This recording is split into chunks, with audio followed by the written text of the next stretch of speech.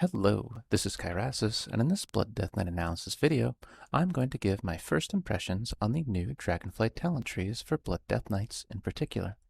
This is going to be a more speculative video than usual, since I haven't modeled anything relative to these talent trees yet, but there's a lot that can be said about these talents just by going off of how strong similar effects have been historically for the specialization.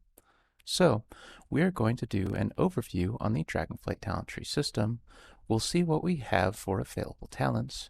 We'll see what talent builds may look like with the current trees, and then we'll talk about what we would be gaining and losing compared to Shadowlands using an example talent tree.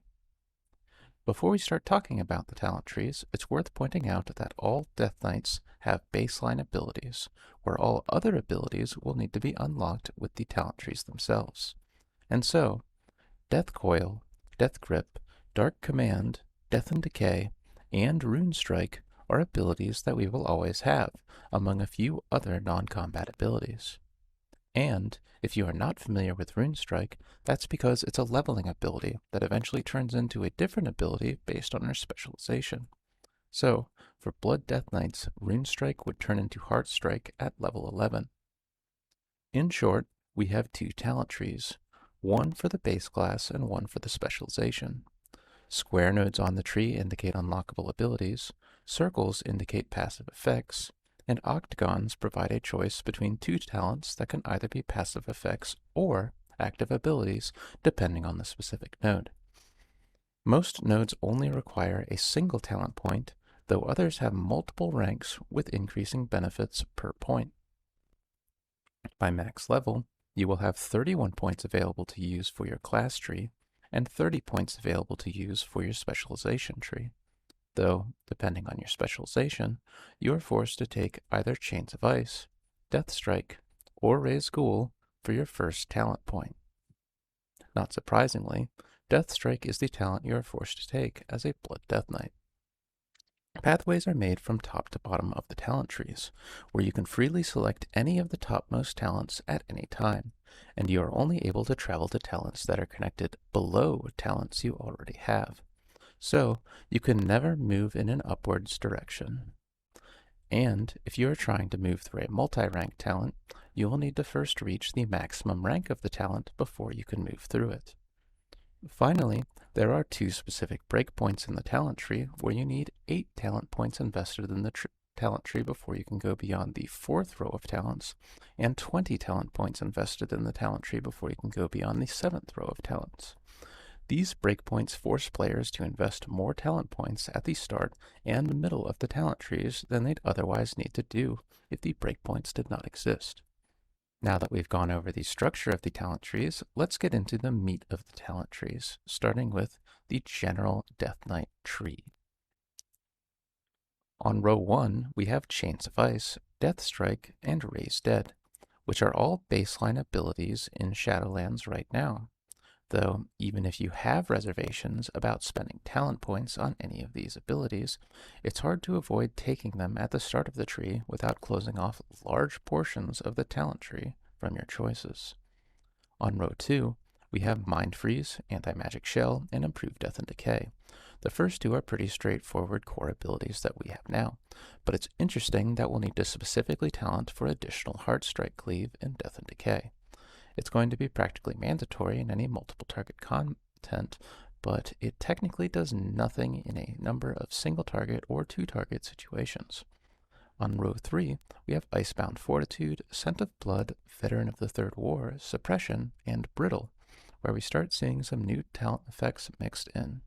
Icebound Fortitude is obviously a solid defensive cooldown, while the two tertiary stat talents are not particularly powerful for blood, but they aren't completely worthless.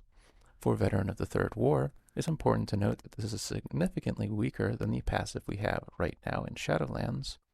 A large portion of the original passive is actually in the Blood Specialization talent tree now as a 3-point talent, so you will need to spend 5 points altogether to get the same total power that we have right now in Shadowlands with this talent. That being said, even with its power split up, 10% stamina per talent point is in such an accessible location makes it practically mandatory for blood. As for Brittle, it's very much a single target damage talent, though there's no way to determine how good it is until we know what the proc rate is. Row 4 is interesting in that it involves a lot of dead-end talents, so you don't need any of them for pathing whatsoever. Blinding Sleet is historically a Frost Death Knight skill, but it provides a 1-minute cooldown AoE disorient that can be very useful on Mythic plus Trash. Death Pact is still an extremely weak ability for Blood Death Knights, though it might have some value for the DPS specs, while Wraithwalk still provides good movement utility in specific situations, though it generally has more uses in Raid than it has in Mythic Plus. Sacrificial Pact is another ability that is pretty weak for Blood Death Knights, though again, it could have uses as a defensive for the DPS specs. Unholy Ground is the opposite in that it should be more useful for Blood than the DPS specs, since Blood has higher Death and Decay uptime. More haste is pretty nice, though whether or not we take this will come down to what we need to sacrifice if we want to take it. Row 5 includes Merciless Strikes, Anti-Magic Zone, and a Might of Thessarian. Just like the Soulbind traits in Shadowlands, Critical Strike given to us in this way probably doesn't increase our parry, so both of the new talent effects mostly end up being DPS-only talents, since Strength isn't providing much non-damage benefits either. Meanwhile, Anti-Magic Zone is the same group utility cooldown it has always been. This row is okay power-wise, but again, due to the position of these talents, they aren't particularly avoidable unless you want to give up access to the rest of the column that they are in. Row 6, on the other hand, has a lot more optionality, and is also a lot more crowded. Proliferating Chill isn't particularly useful for Blood, since we usually aren't spamming Chains of Ice. The Runic Empowerment or Runic Corruption choice node looks like it is going to be a significant amount of increased rune regeneration. Anticipation gives us runic power on our kicks, and also gives us a 12-second cooldown on successful kicks. Runic power generation is always a very powerful characteristic for increasing mitigation, and the lower cooldown could maybe let us solo kick certain abilities that we otherwise wouldn't be able to. So this talent could be solid even if it's situational. The next 4 are all very familiar, with Asphyxiate, Death's Advance, Anti-Magic Barrier, and Control Undead. These are also all abilities that could be weak or strong, depending on the situation that you are in. The final choice node has Grip of the Dead, which should again be familiar, but Death's Reach was previously a PvP talent for Blood, or a talent available for the DPS specializations. Both are effects we can live without, though the Snare on Death and Decay is nice to have at times. Finally, Enfeeble gives our ghoul a single target snare and damage reduction effect. Given that this needs to be balanced around Unholy having their ghoul up all the time, as well as PvP considerations, I can't imagine the final uptime is going to be overly high in this talent, so this likely won't be powerful for Blood. With row 7, we're back to having a bunch of gate nodes. Acclamation makes Icebound Fortitude a 2-minute cooldown, which is more significant for DPS specs than it is for us, but decent in any case. Assimilation provides a new effect that generates runic power off of Anti-Magic Zone. I suspect you would need to absorb the full zone to see all 100 of that runic power, which means you will often see far less. But at the very least, this talent means that you should get enough runic power when casting this ability for it to not put you behind on your personal survivability when casting it in a dangerous situation. Lichborn is highly situational and is generally near useless a lot of the time, so it's definitely not a talent that's very exciting to path through this late in the tree. Row 8 has 3 chunky 3-rank talents gating the ends of each of the 3 main talent columns, as well as 2 nodes in intermediate branches. Icy Talons is the first of the 3-rank talents, which has a stacking melee attack speed buff that is maintainable at high stacks if our Death Strike throughput is high enough. This is potentially an alright single target DPS increase, but nothing too exciting on multiple targets, especially given the 3 talent point investment. Horn of Winter, on the other hand, provides a significant boost to rune and runic power generation every 45 seconds. Which is very valuable assuming we have the time to spend these resources. The only downside of Horn of Winter is that we need to use a global cooldown to cast an ability that otherwise does nothing other than generate resources. So if our resources end up being overly bloated next expansion, which is a very real possibility, that lost global cooldown might become a factor in whether we decide to take this talent or not. But otherwise, this would be an extremely strong ability for Blood under normal situations. Not to be outdone, we have improved Death Strike, which is a Death Strike modifier that only affects Unholy and Frost specializations in Shadowlands. You get the 10 runic power cost reduction with the first point in this 3-rank talent, which is very powerful. And over the course of putting 3 ranks into this talent, you will eventually get 10% more Death Strike healing, which again is a desirable stat, even if we need to spend 3 talent points to get it. Given that we can also have Ossuary, this would reduce the baseline cost of Death Strike from 40 runic power to 30 runic power, which is a pretty insane change. The second intermediate talent is Will of the Necropolis, which is yet another strong talent we have right now that provides a significant boost to our effective health. Finally, we have the third 3-point talent in Unholy Bond, which, if we are to assume that we're using the Fallen Crusader Runeforge, is giving us 1% more strength per talent point on average. This isn't the most thrilling bonus per talent point, but it is what it is. In row 9, we have several branch end talent nodes. Runic Attenuation further increases our runic power generation, which is something we're always happy to have more of. Rune Mastery provides a strength effect that may or may not be good depending on the proc rate. We just don't know right now. Likewise, we don't know how much damage or healing Blood Draw will be doing when it procs, but at least for Blood, this Blood Draw is mostly going to trigger on cooldown in any moderately challenging content. Maybe that's fine if the main appeal ends up being its damage, but if it is a more defensive-oriented talent, it might be more useful for Unholy and Frost than it is for Blood.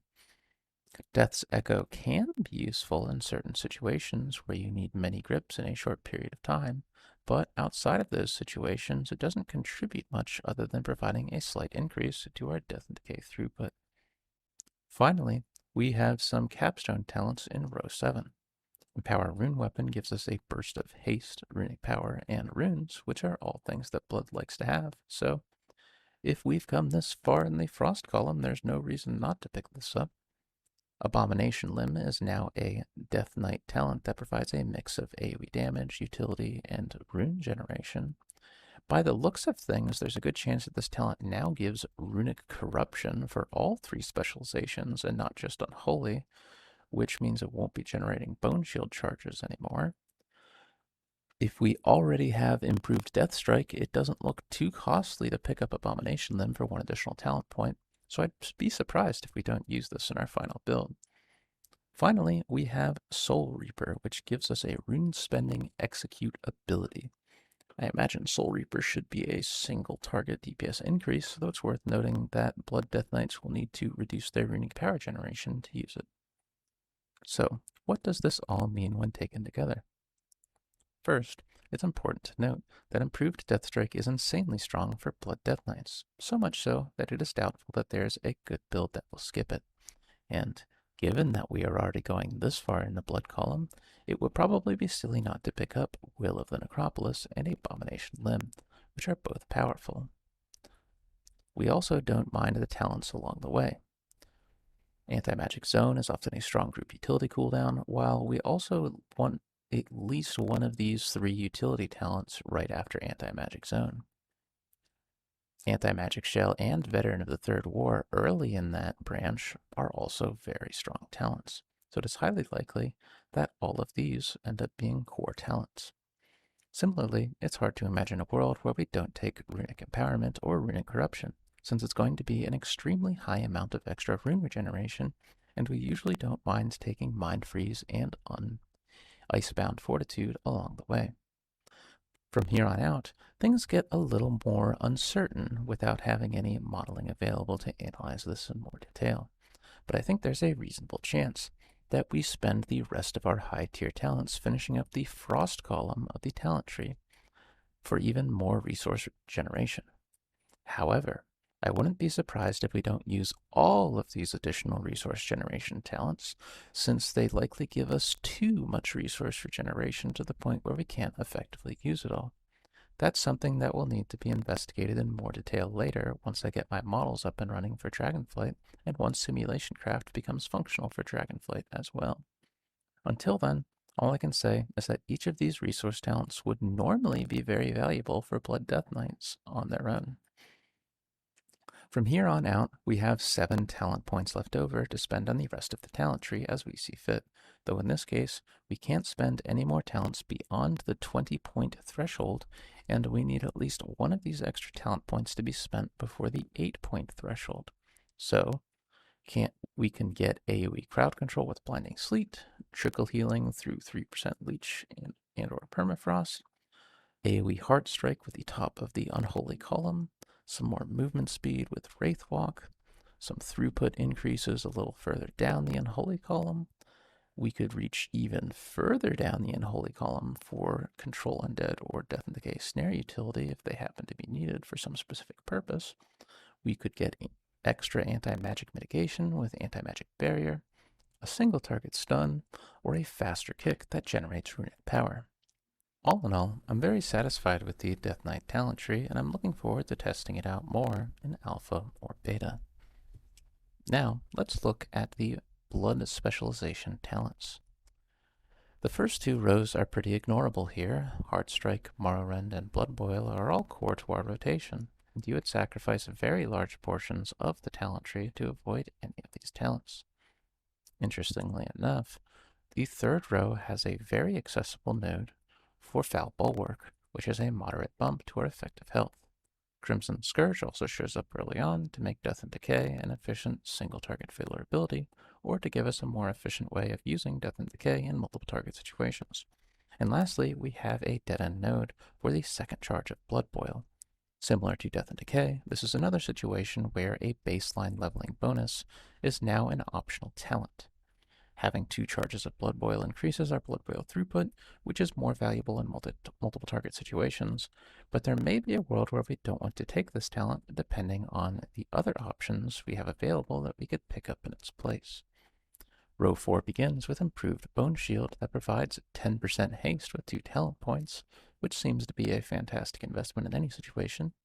Improved Heartstrike provides 30% Heartstrike damage for a 3 talent point investment, which is an okay damage benefit, but it is not the fastest way to progress through the tree. Keep in mind, we used to passively gain 20% more Heartstrike damage while leveling, so if we do not take this talent, our Heartstrike will be doing less damage as a result. Blood Fortification is the missing portion of Veteran of the Third War that I was talking about in the General Death Knight talent tree discussion, and it likely isn't negotiable since it's providing 10% stamina per talent point, along with some passive damage reduction. And finally, we have Rune Tap, which I usually refer to as the defensive cooldown of Last Resort. Rune Tap will help you survive incoming burst damage, but it usually does so at the expense of mitigation and damage throughput because it costs a rune to activate that could have been spent on Heartstrike, which can generate more runic power per rune. So, it's hard to say just how much Rune Tap is worth, and it's going to be situational. I'm a big fan of this talent being optional since it can actively hurt players when used improperly. In fact, it's not too uncommon that I tell players to take Rune Tap off of their bars when reviewing their logs if I find that they are overusing the ability. That being said, it can be a good talent if you need to survive frequent tank buster effects that would otherwise kill you. Row 5 has several pathing nodes and terminal nodes for a wide variety of options. Blood Tap provides a reasonably valuable increase to our rune regeneration. Reinforced Bone gives our Bone Shield more armor, though the armor effect here doesn't look strong enough relative to some of the other effective health talents in the tree.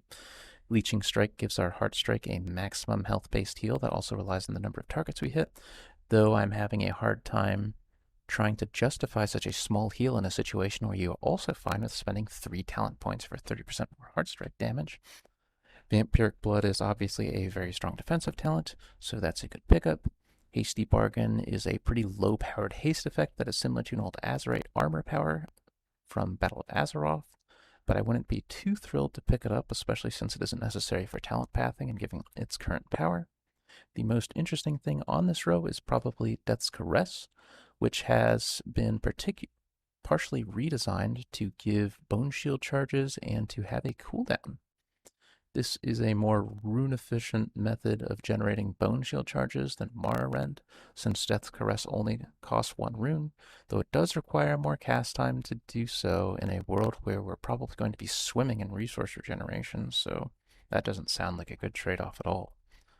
Without having set up the modeling, it's hard to say exactly how much of an impact it would have, but I think it's safe to say this likely won't be a rotational ability in any case. For 06, there are mostly choice nodes. Before the 9.2 tier set bonus, Blood Shrinker has generally been a fairly solid single target damage talent, even if it's very mediocre when multiple targets are involved. Meanwhile, Consumption is mostly just a filler AoE damage ability that isn't overly exciting, but it wouldn't hurt to have it in multiple target situations, I guess. Both abilities benefit from having natural downtime in our rotation, which is something we're not going to have in this expansion by the looks of it, so this won't be a particularly exciting node either way. The story doesn't get much better with Mark of Blood and Tombstone. While Mark of Blood has always been a bit lackluster outside of PvP, Tombstone does actually see use now due to its ability to reduce Dancing Rune Weapon cooldown. However, while Crimson Rune Weapon shows up later in this talent tree, Dancing Rune Weapon won't be nearly as powerful in 10.0 as it is right now, and with the 9.2 tier set bonuses, at least if the current talents are any indication. So, this interaction will now be much weaker. As such, Tombstone isn't too exciting anymore, but it's still likely the better of the two options because Mark of Blood is just not a very strong talent. Next, we have a Voracious and Bloodworms node. Voracious is the go-to here and one of the strongest talents in the entire talent tree with 20% more Deathstrike healing. And if you'd rather be a Parse Lord, you can always pick Bloodworms instead for a moderate single target damage increase. As for Relish of Blood, it's a decent runic power generator, though it doesn't give as much runic power as some of the other runic power talents. Still, it's a reasonably solid talent on its own. Row 7 starts off with Ossuary, which reduces the runic power cost of Deathstrike by 5 runic power. Combined with improved Deathstrike from the general talent tree, Ossuary can reduce the cost of Deathstrike from 35 runic power to 30 runic power. Needless to say, this is a very powerful talent, and the extra maximum runic power is a nice thing to have as well, since our runic power bar is effectively our second health bar. Improved Vampiric Blood is a 2-point talent that enhances the power of Vampiric Blood even further. That being said, the power gained from this talent doesn't look overly strong relative to other talents in this tree. However, it does synergize nicely with the Red Thirst talent later in the tree, if you happen to be building into that later. Hemostasis continues to be a decently strong mitigation boost and a respectable damage increase as well, though it's not overwhelmingly strong per talent point relative to a few other things on this tree. Still, it's a very solid talent overall. Finally, we have Heartbreaker, which for 2 talent points is a very powerful mitigation talent in AoE encounters, as well as providing a small increase in damage. Row 8 begins with Rapid Decomposition, which is a small boost to AoE damage for 1 talent point. It's probably one of the weaker talents, but it's definitely not the worst. Dancing Rune Weapon, on the other hand, is one of our strongest defensive cooldowns even after losing the 9.2 tier set, as well as losing the Meat Shield Conduit that gave it 3 extra seconds of duration, so it only has an 8-second duration now. But it still reduces a significant amount of parryable damage while providing increased damage for the duration. Gorfien's Grasp has excellent value in very specific situations and can also function as an AoE stop in Mythic Plus dungeons even if you aren't in need of its ability to group up mobs. That being said, there are plenty of situations where Gorfien's Grasp provides little to no value. At the start of row 9, we have Shattering Bones, which looks like a very cool AoE talent. Unfortunately, without seeing any numbers, it's very hard to get an idea on whether or not this talent is going to be strong or weak. Heartrend has a very similar issue in which we don't know how often it will proc to provide a runic power cost reduction to Deathstrike, but Heartrend could be very strong if it's a high proc rate talent. Another interesting part of Heartrend is that you gain most of its benefit from the first talent point you put into it, despite it being a 2-point talent. Crimson Rune Weapon is exactly the same as the Shadowlands legendary power, except it is losing the bonus rune regeneration, which is an unfortunate loss, but even then, it should still be a pretty solid talent to use and a good source of bone shield charges. Plus, we already have a million other talents that increase our rune regeneration, so I'm not really sure if we'll need more at this point. Tightening Grasp is a talent which we also have in Shadowlands, but here it is a 2-point talent with a new damage amplification effect. Honestly, the damage amplification isn't anything special given the required 2-point investment, so I wouldn't put a lot of value in this talent at all unless you have a need to travel through it. At the end of this row, we have Red Thirst, which gives us more casts of one of our strongest defensive cooldowns. It also appears that the effect is 33% stronger here than it is in Shadowlands, so it's very nice to have in all situations unless we need to sacrifice a stronger talent to get it. Finally, we have our capstone talents on row 10, starting with Bone Storm. Bone Storm is unchanged here from what we see in Shadowlands, so it has the same strengths and weaknesses as before. It usually increases our AoE damage, but it tanks our entire runic power pool, so it can be dangerous to use in any challenging content and requires us to burn through our defenses much faster than normal. So the only time you saw Bone Storm being widely used was when it was able to safely out-heal any incoming damage for its duration during Battle for Azeroth Season 1. Furthermore, because we can reduce the cost of Death Strike down to 30 runic power in the current talent tree, we are now giving up more Death Strikes than usual to use Bone Storm. Still, if we have a reason to come over here for Shattering Bone, maybe Bone Storm could be worth just one more talent point invested. Everlasting Bond is a much weaker copy of the 9.2 Blood Death Knight tier set bonuses, and unfortunately, it will likely only result in a few extra seconds of dancing weapon duration, since the extension effect is only 0.5 seconds, and it doesn't look like you can triple the effect with your 2 floating dancing rune weapons like you can in patch 9.2. As such, the value of this talent is likely going to be very limited. Purgatory is the same as always, a 4-minute cheat death on a class that often has issues with burst damage. If the price isn't too high, it's a very nice effect to have in a lot of situations, though I'm not too thrilled with its position in the talent tree as things stand right now. Finally, we have a new and interesting talent that stores healing during Vampiric Blood into a large AoE damage effect that occurs at the end of Vampiric Blood's duration. This sounds like a very cool effect, but once again, we have no idea how strong or weak it is, since there are no numbers attached to it. So, what does this all mean when taken together? First, I think it's pretty safe to say that the first 3 nodes are basically mandatory on any Blood Death Knight. And while we are at it, there's no way anyone plays any serious content without Blood Fortification at rank 3, since it is providing 10% stamina per talent point along with some damage reduction.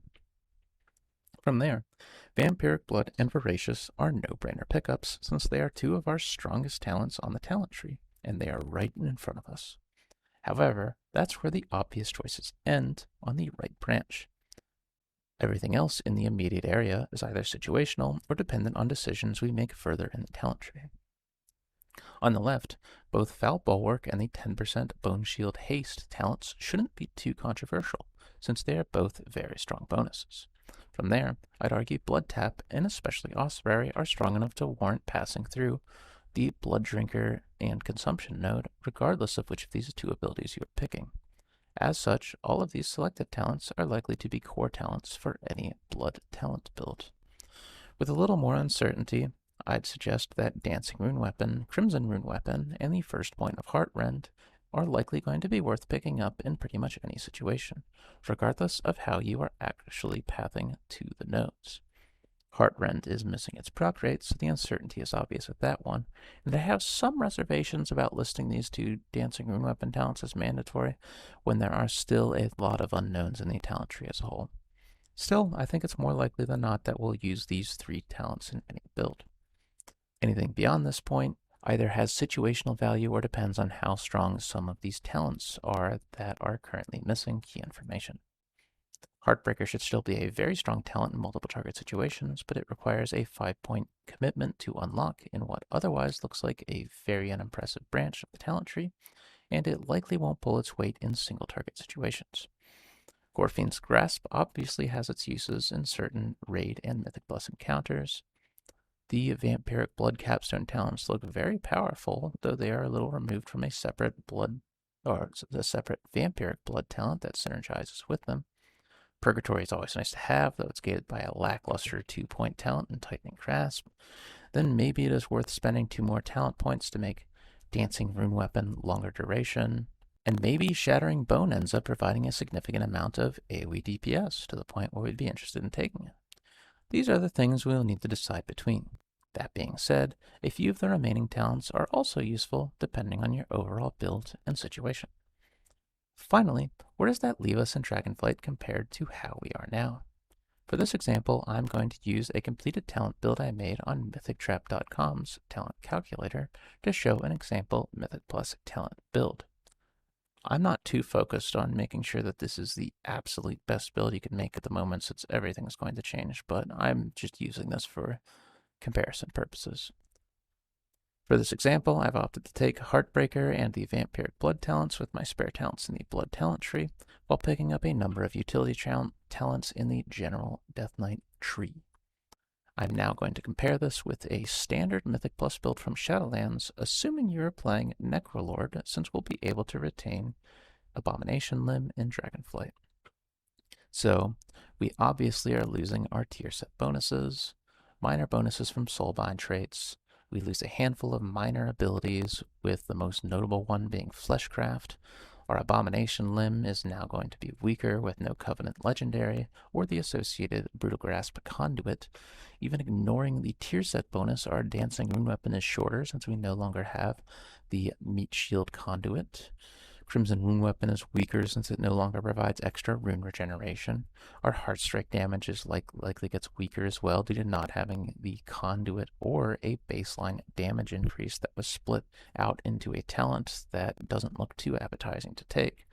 We lose the old blood talents Hemostasis and Grip of the Damned, and we lose the second charge on our Blood Boil.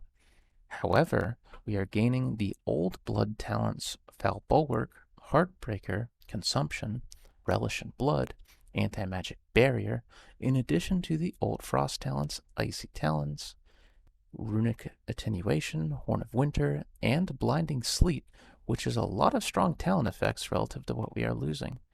Furthermore, we are gaining the Frost ability Empower Rune Weapon. Our Deathstrike is 25% cheaper and heals for 10% more, and every Deathstrike we cast has a high % chance to refund a rune. Vampiric Blood will also have a lower effective cooldown, a longer duration, a stronger effect, and will end in an AoE explosion that does some amount of damage. And finally, we gain a minor leech effect in addition to runic power generation from Anti-Magic Zone. Yeah, sure, we won't have the insanely powerful 9.2 tier set bonus anymore with near permanent uptime on Dancing Rune Weapon, but that aside, this is looking like a very strong way to start out an expansion. Plus, these talent trees just seem a lot more interesting to play around with than the old ones, and appear to allow for a lot more customization. In conclusion, we have reviewed the new Dragonflight talent system, the Dragonflight talents available to Blood Death Knights, the talent build implications, and created a snapshot for what we are gaining and losing as we move into next expansion with the information we have now. As someone who invests a lot of time into making in-depth resources for Blood Death Knights, new expansions are always a lot of fun, and I'll likely be shifting a lot of my focus to Dragonflight theory crafting content for Blood Death Knights as information becomes available. So far, I'm a big fan of this talent rework conceptually, since it provides a lot of meaningful character customization options while also not being a pain to model. I would be very sad if I ever had to model something similar to Azurite armor ever again. In any case, if you would like to make it easier for other Blood Death Knights to find this content, feel free to like this video and subscribe to the channel. If you have any questions, if there are any additional topics you would like to see in the future, or if you have any opinions of your own about the new talent trees, feel free to leave a comment below. I can also be contacted through Discord, and my information can be found in the video description. In the meantime, good luck and have fun.